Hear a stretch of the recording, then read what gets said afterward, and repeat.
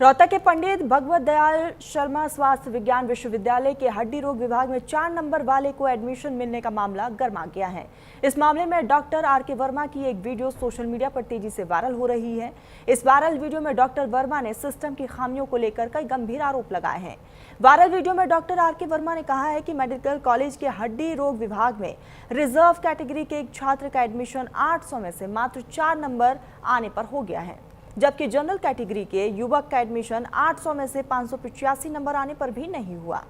ऐसे ही सर्जरी विभाग, गायनेकोलॉजी और मेडिसिन और अन्य विभाग में भी 10 या फिर 11 और ज्यादातर 40 नंबर आने पर एडमिशन हुआ है। वीडियो वायरल होने के बाद सामाजिक न्याय को लेकर सोशल मीडिया पर बहस छिड़ गई है और इसी पूरे मामले को लेकर हम बात भी करेंगे, लेकिन ये पूरा मामला जो है गर्माता जा रहा है क्योंकि अब डॉक्टर शर्मा की तरफ से जो बयान दिया गया है उस बयान के बाद से कई तरह के सवाल निशान भी खड़े हो रहे हैं। क्या कुछ कहना है आपको सुनाते हैं। सरकारी मेडिकल कॉलेज में हड्डी के विभाग में ऑर्थोपेडिक्स में एक लड़के का सिलेक्शन हुआ है आरक्षित वर्ग का 800 में से 4 नंबर पे। कितने? 4, लगभग 0 मान के चलिए।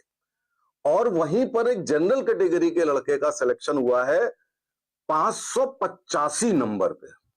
अब 800 में 585 लगभग 75% पे सिलेक्शन वर्सेस 4 नंबर पे। अच्छा, ये तो हड्डी के विभाग की बता दें। सर्जरी, गायनेकोलॉजी और एक मेडिसिन विभाग और ट्रांसफ्यूजन मेडिसिन और एनाटॉमी, सब जगह लगभग 10, 11 या मैक्सिमम 40 नंबर पे सिलेक्शन किया गया। कि जो ये 800 में से 4 नंबर, जो कि किसी भी आप पीपल के पेड़ के नीचे से किसी लौंडे को उठा करके वहां पे एग्जाम दिला दीजिए, उसके भी उससे ज्यादा ही आ जाएंगे।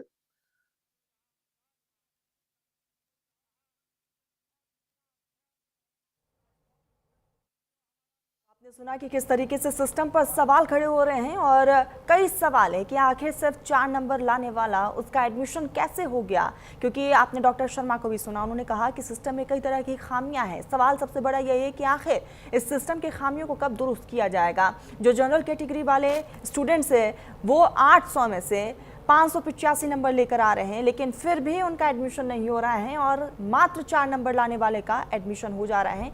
इसीलिए अब कई तरह के सवाल या निशान भी खड़े हो रहे हैं। खास मेहमान हमारे साथ जुड़ चुके हैं डॉक्टर नरेश चावला, हमारे साथ जुड़े हुए पूर्व ज्वाइंट सेक्रेटरी हैं IMA के। डॉक्टर मदन मोहन गोयल हमारे साथ जुड़ चुके हैं, पूर्व वाइस चांसलर कुरुक्षेत्र यूनिवर्सिटी के। आप सभी का बहुत स्वागत है। गोयल जी, सबसे पहले तो मैं आपके पास ही आऊंगी। मात्र 4 नंबर वाले का एडमिशन हो जाता है, कई तरह के सवाल या निशान खड़े हो रहे हैं कि आखिर शिक्षा किस दिशा में जा रही है। एजुकेशन सिस्टम पर भी कई तरह के सवाल या निशान हैं। मैं कुरुक्षेत्र से बोल रहा हूं और Gita inspired neuronomic school of thought को रिप्रेजेंट करता हूं जी। मुझे चिंता के अलावा चिंतन करना है कि वास्तव में हमारी एजुकेशनल इंस्टीट्यूशन में एडमिशंस और एग्जामिनेशंस किस तरीके से हो रहे हैं। पिछली डिबेट्स में नीट पे जब चर्चा हो रही थी तो मैं बार बार ये बात कह रहा था कि aspirations of the parents and the children are increasing day by day to go in for medical education. Medical education में इस तरीके का धांधलेबाजी होना जस्टिफाइड नहीं है, लेकिन ये जैसे कंपैरिजन किया डॉक्टर आर.के. वर्मा ने, इससे मैं सहमत नहीं हूँ। जनरल कैटेगरी के स्कोर को रिजर्व कैटेगरी के स्कोर से कंपैरिजन करना जस्टिफाइड नहीं है। जहां तक इस केस की बात है, मैं अभी पढ़ रहा था न्यूज में, सुन भी रहा था आपके स्टूडियो से, जहां आपने ये बताया था तरन्नुम जी कि 4 नंबर वाला सिलेक्ट हो गया और दूसरा जनरल कैटेगरी का है 585 मार्क्स वाला। तो ये कंपैरिजन तो गलत है, लेकिन मैं खुद एडमिशन से इन्वॉल्व रहा हूँ। Chairman department of journalism Kurukshetra university में, चेयरमैन डिपार्टमेंट ऑफ इकोनॉमिक्स में। मैं 2 एक्सपीरियंस आपके साथ कोट करना चाहूंगा। देखिए, हमेशा हम लोग क्या करते हैं कि एडमिशन टेस्ट कंडक्ट करते हैं। टेस्ट में किसी तरीके की धांधली नहीं होती और फेयर टेस्ट किए जाते हैं। सर, ये तो सिस्टम के तहत हुआ है ना, ये तो सिस्टम के तहत हुआ है, धांधली का तो कोई मामला ही नहीं है। राइट। सिस्टम में क्या होता है कि जो 3rd सीट लगाते हैं ना, वो फिजिकली प्रेजेंस के बेसिस पे लगाते हैं। लेट मी टेल यू, मैं I am ready to confess कि मैंने 2 बार ये गलती की हुई है। एक बार तो जब थर्ड लिस्ट लगनी थी, उसमें जो वेकेंट सीट्स होती हैं उसके लिए जब एप्लीकेशन इनवाइट की जाती हैं, उसमें ये लिखा जाता है कि अगर सीटें खाली हैं 5 और अगर कैंडिडेट 5 से ज्यादा अप्लाई करेंगे तो हम टेस्ट दोबारा करेंगे। लेकिन होता क्या है कि कई बार वो नोटिस ठीक तरीके से नहीं लगता और कुछ स्टेक होल्डर्स उसको फाड़ देते हैं। और अगर एप्लीकेशंस, मान लीजिए 5 सीटों के लिए कैंडिडेट ही 2 आए, अब उसमें मेरिट का सवाल ही नहीं है।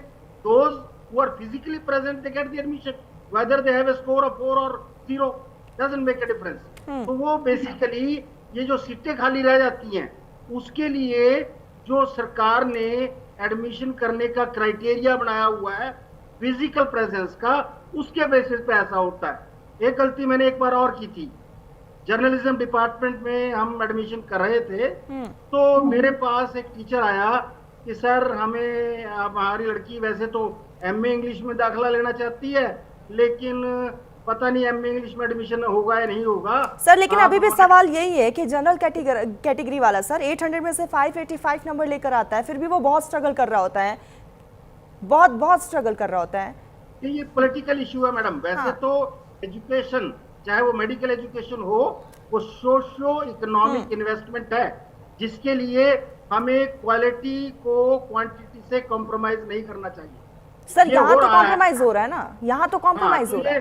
ये बहुत सेंसिटिव पॉलिटिकल इशू है तरन्नुम जी, कि रिजर्वेशन के खिलाफ हम लोग नहीं बोल सकते। हमें एक सर रिजर्वेशन के खिलाफ नहीं बोला जा रहा है, सर रिजर्वेशन के खिलाफ नहीं बोला जा रहा, आप इसको दूसरे डायरेक्शन में लेकर जा रहे हैं। रिजर्वेशन के खिलाफ बिल्कुल भी नहीं बोला जा रहा है, लेकिन जिस सिस्टम की बात हो रही है कि 4 नंबर लाने वाला सर, वो आगे जाके उसका भविष्य क्या होगा, आप समझिए ना।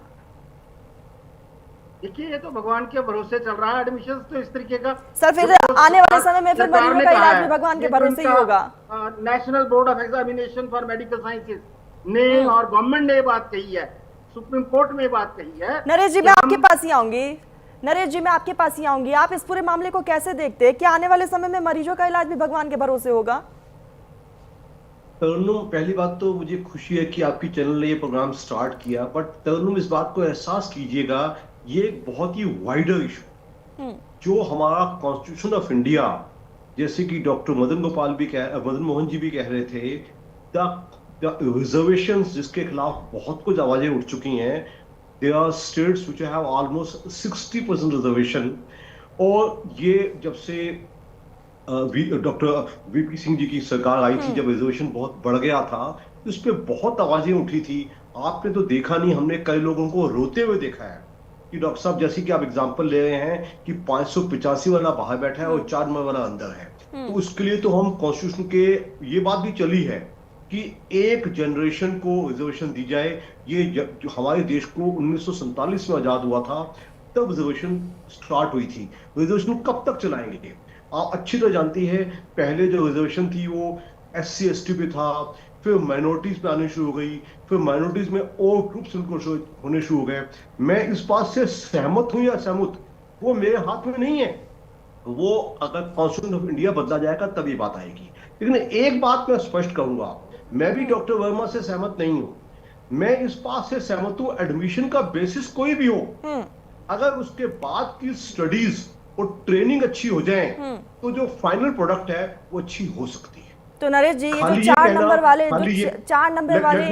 फ्यूचर में डॉक्टर बनेंगे, आप मान लीजिए कि एग्जांपल लेकर चल रही हो, मान लीजिए कि ये डॉक्टर बन जाते हैं, क्या आप इनसे अपना इलाज करवाएंगे? सीधा सवाल है। तरन्नुम, मेरा जवाब आपने पूरा नहीं सुना। आई ऑलरेडी सेड कि यस, अगर उस बेसिस पे चले तो हमें अपने कॉन्स्टिट्यूशन को फॉलो नहीं करना चाहिए, पूरा कॉन्स्टिट्यूशन बनना चाहिए था। जो रिजर्वेशन हमने 1947 में की थी वो अब बंद हो जानी चाहिए। सर बात रिजर्वेशन की है ही नहीं, सर बात रिजर्वेशन की है ही नहीं, लेकिन आप लोग इसको दूसरे डायरेक्शन में लेके जा रहे हैं। नहीं सर, बात रिजर्वेशन की नहीं हो रही है सर, बात सिस्टम की हो रही है, बात सिस्टम की हो रही है। रिजर्वेशन के खिलाफ कोई भी नहीं है सर, कोई भी नहीं है, बात सिस्टम की हो रही है। मैंने आपसे वही तो सीधा सवाल पूछा है सर कि 4 नंबर वालों से आप क्या इलाज करवा लेंगे? इन फ्यूचर वो डॉक्टर बन जाते तो आप इलाज करवा लेंगे?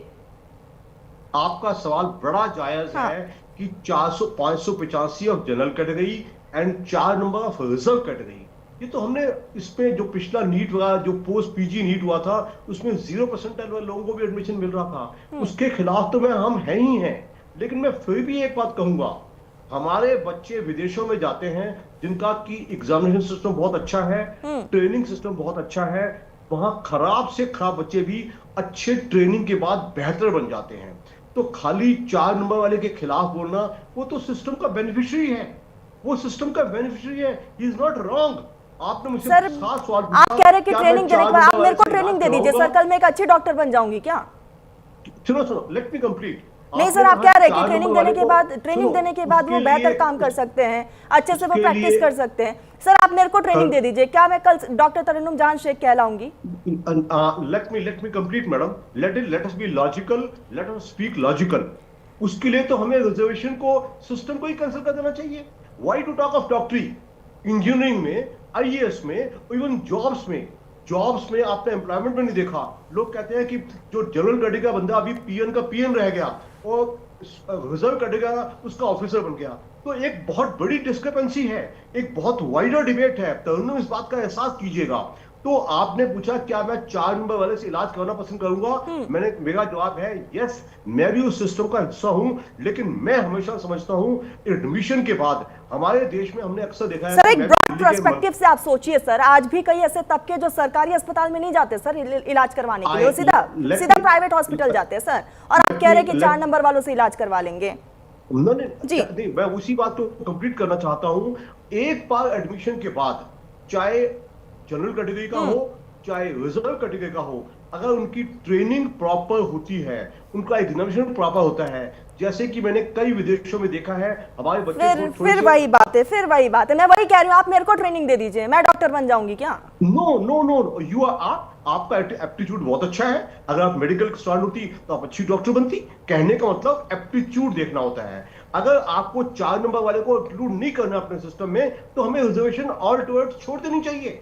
We should discard reservation altogether. अगर आप ध्यान से देखें, पिछले कुछ दशकों में रिजर्वेशन बढ़ती जा रही है। क्यों?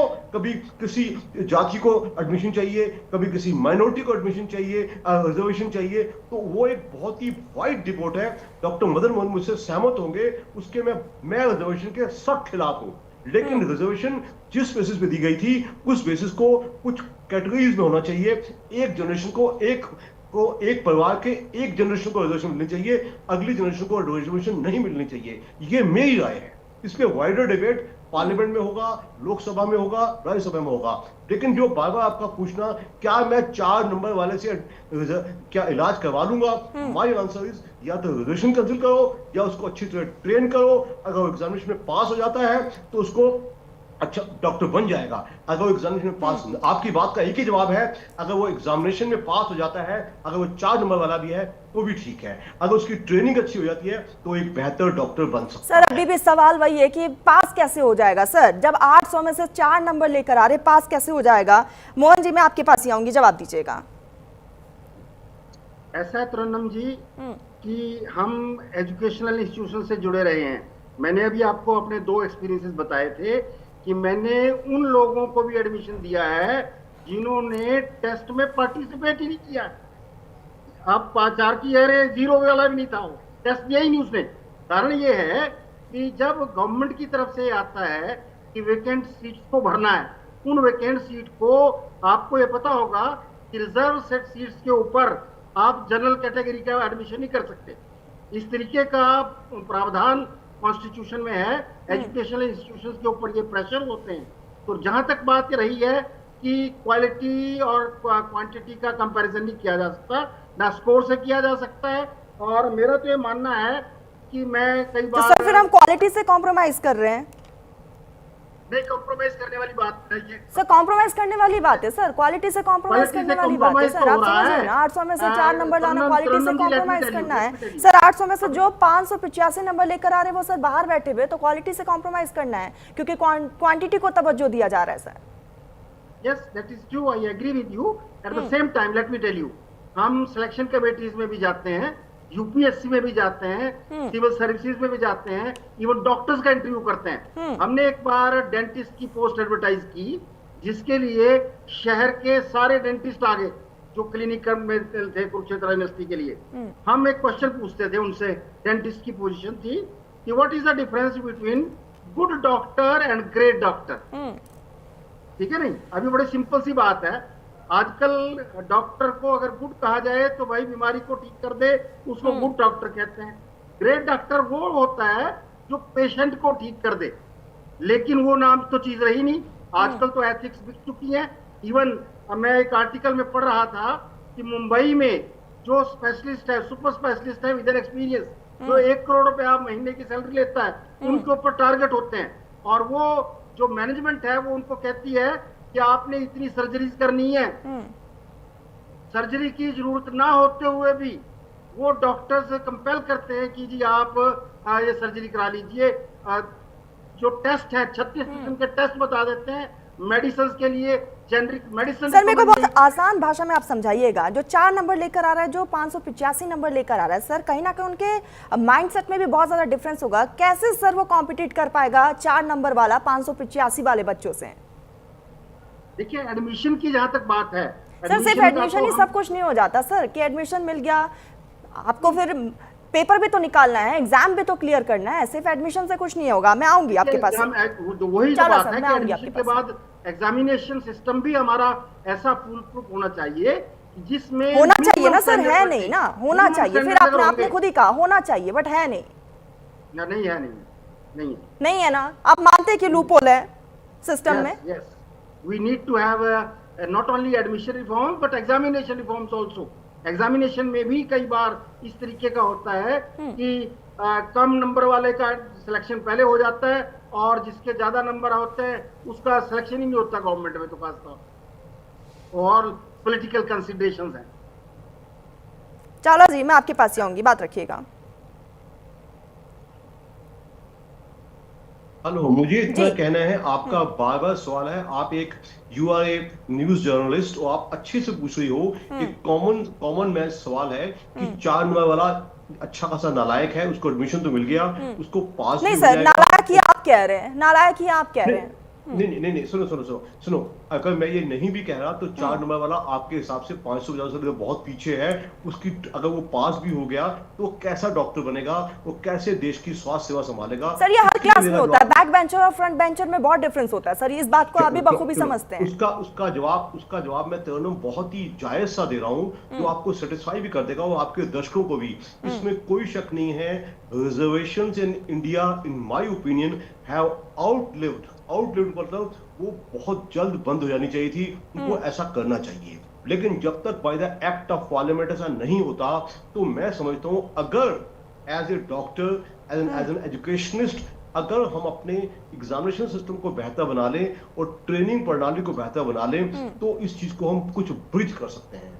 ये सच है कि जो रिजर्वेशन से आते हैं उनके नंबर सिर्फ 4 का मात्रा नहीं है, अक्सर बहुत पीछे होते हैं। लेकिन मैंने अपने आप में देखा है, मैं दिल्ली के मौलाना आजाद मेडिकल कॉलेज का पढ़ा हुआ हूँ, खाली ये कहना कि वो अच्छे नहीं बन सकते ये गलत है।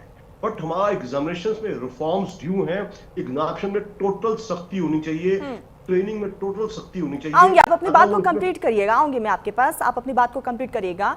जनवरी 2026 में सुप्रीम कोर्ट ने मेडिकल एडमिशन के लिए परीक्षा से ठीक पहले धर्म बदलकर अल्पसंख्यक कोटे का लाभ लेने की कोशिश करने वाले छात्रों को कड़ी फटकार लगाई और इसे नए किस्म का फ्रॉड भी कहा। कोर्ट ने साफ कहा है कि यहाँ पर संपन्न वर्ग के लोग इस तरह असली जरूरतमंदों और वंचितों का हक नहीं मार सकते हैं, और बार बार हम इसी का जिक्र कर रहे हैं। आऊंगी मैं मोहन जी आपके पास ही, प्लीज बात को कंप्लीट करिएगा।